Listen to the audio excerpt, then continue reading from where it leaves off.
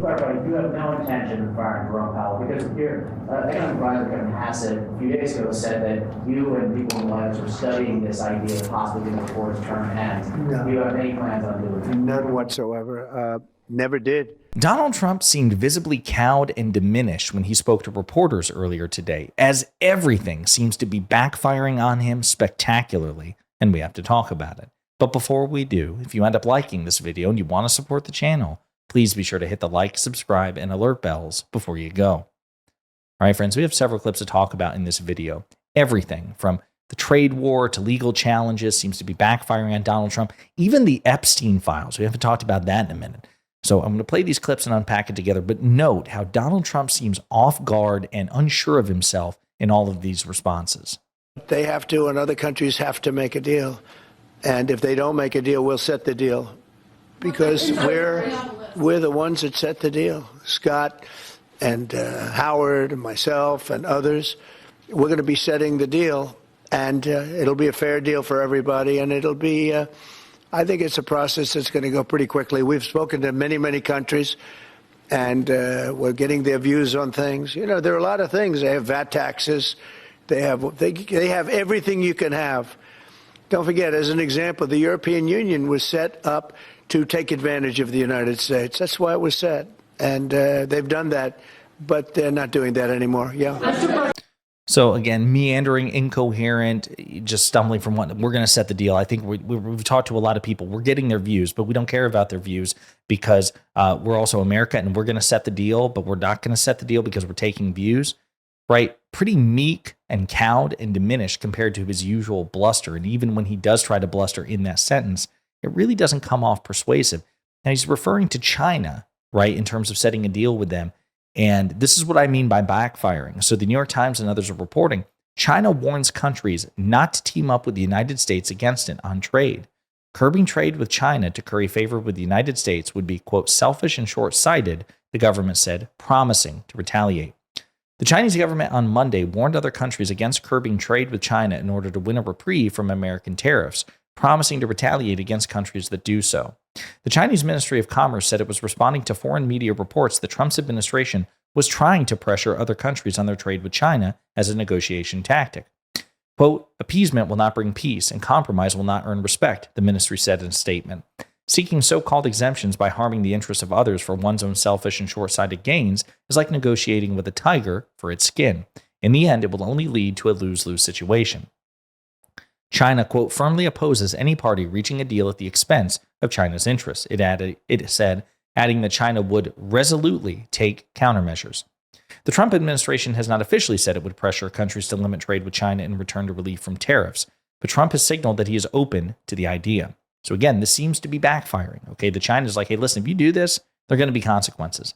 I'll also, before we play additional clips from Trump, also note this clip from Fox News in which he suggested that the Trump administration is desperate. They are scrambling to try to make deals after all this bluster.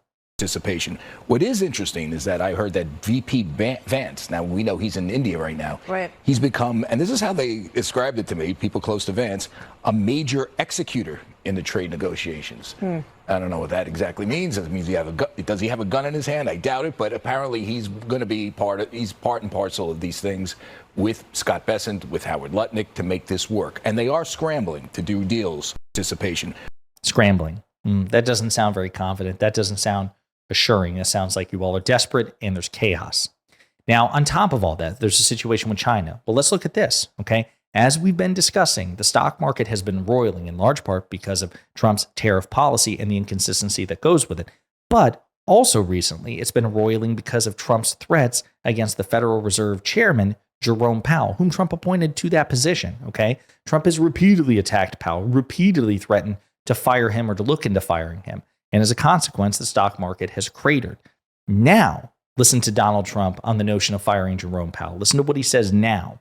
Late's not good. Mr. President, I don't want to talk about that because I have no intention of firing him. Mr. President, there are reports that you're considering doing something for moms across the country, giving them some type of bonus whenever they have a child. Are you considering that? Or Sounds like a good idea to me.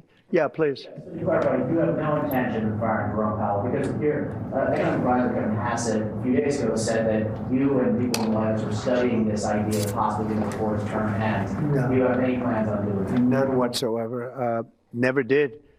The press runs away with things. No, I have no intention of firing him.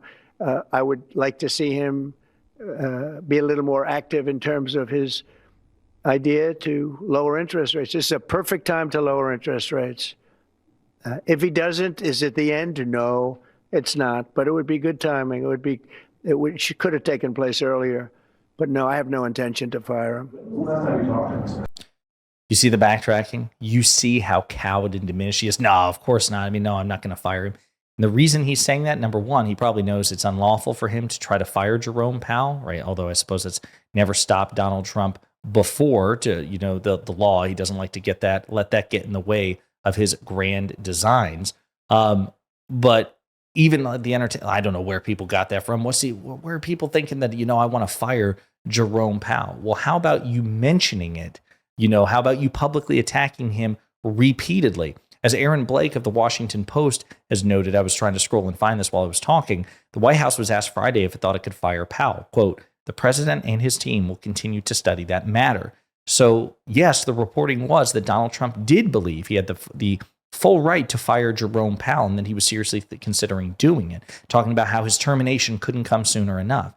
But then the markets reacted. They were upset at the notion of Trump firing Powell, and now he's cowed. He's intimidated. He is deflated, backing down. No, of course not. Never had any intention. I'd really like him pretty please if he would cut interest rates because that would help me out, at least in the short term. Please help me out, Mr. Powell, if you don't mind. Again, it's that meme of the big dog, and then the small dog, that sort of thing. And Trump just went from big dog to small dog because of the market response. He is clearly cowed and intimidated, at least for the moment. Here's another clip. Their prisons into the United States, and we're getting them out. And I hope we get cooperation from the courts because, we have thousands of people that are ready to go out. And you can't have a trial for all of these people. It wasn't meant, the system wasn't meant. And we don't think there's anything that says that, look, we are getting some very bad people, killers, murderers, drug dealers, really bad people, the mentally ill, the mentally insane. They emptied out insane asylums into our country. We're getting them out. And a judge can't say, no, you have to have a trial. The trial's going to take 2 years. And no, we're going to have a very dangerous country if we're not allowed to do what we're entitled to do. So again, Trump seeming visibly cowed and deflated because he's receiving backlash from the courts. Courts are striking that, including the Supreme Court 9-0 decision, effectively saying that you need to facilitate the return of Kilmar Abrego Garcia and you need to afford people due process. And then the Supreme Court, in an emergency order, which we discussed recently, ordered the Trump administration not to issue any more deportations under the Alien Enemies Act until they could review. That's to say nothing of the various district court defeats that he has suffered, one after another. Trump is getting back. Everything is backfiring so spectacularly because he's doing this in the dumbest possible way. So again, we have trade, we have Jerome Powell, we have legal challenges. What about the Epstein files? Okay, so again, people tend to forget about this, but Donald Trump was a close associate of Jeffrey Epstein, the deceased human and sex trafficker. And the supposed Epstein files, which is government documents that apparently have not been released, MAGA is really interested in them because Epstein did associate with so many powerful celebrities, many of them liberal. It wasn't just Trump. Of course, they tend to sidestep and omit the deep public association with Donald Trump. That doesn't count for some reason. And this goes to Donald Trump seeming visibly nervous anytime anyone asks him to release the Epstein files. So it's not the first time Trump's been confronted about this, but here's another example. It's pretty funny. Mr. President, you said, When can we expect the Epstein documents to be released? The rest of them? Which documents? The Epstein files? I don't know. I'll speak to the Attorney General about that. I really don't know. I know that we've done the RFK. The Kennedy, Martin Luther King is out there very shortly, so we'll find out. But we've really announced we're doing them in full transparency. When we did JFK, people were saying, "Oh, maybe it wasn't all; it was all." And So first he says RFK, and he says JFK, President John F. Kennedy, and Martin Luther King Jr. Again, Trump could unilaterally the president of the United States is the ultimate declassification authority. If there are classified Epstein files, he could snap his fingers and say, yep, scribble it on a piece of paper, declassify this immediately. He's choosing not to, even though while he even simultaneously as he's bragging about, transparency. Oh, we've been maximally transparent. Okay, what about the supposed files, supposedly classified files related to your former associate, deceased sex trafficker, Jeffrey Epstein? What about that? Well, I got to talk. I really need to talk to Pam Bondi about it. Somebody who works for me, somebody whose authority and permission I don't need, but I'm going to talk to her about it. But what about all this other stuff that I've released? Trying to jingle car keys in front of the press, hoping that they'll bite, and they're not doing it. Trump did something similar during the election or right before the election when he was interviewed by Fox and Friends Weekend. That clip went viral. What about, will you release the 9/11 files? Yes. The JFK files? Yes. The Epstein files? Do what now? Huh? Maybe. Next question. Pretty pathetic. We're going to close on this clip. Again, this one's not so much things backfiring, although I suppose in a way it is, because of course Trump's approval on the economy is plummeting because of Trumpflation.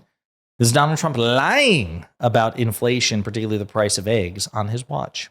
But if you remember my first week, I was standing here, Paul, and they were screaming about eggs. The cost of eggs have gone through the roof.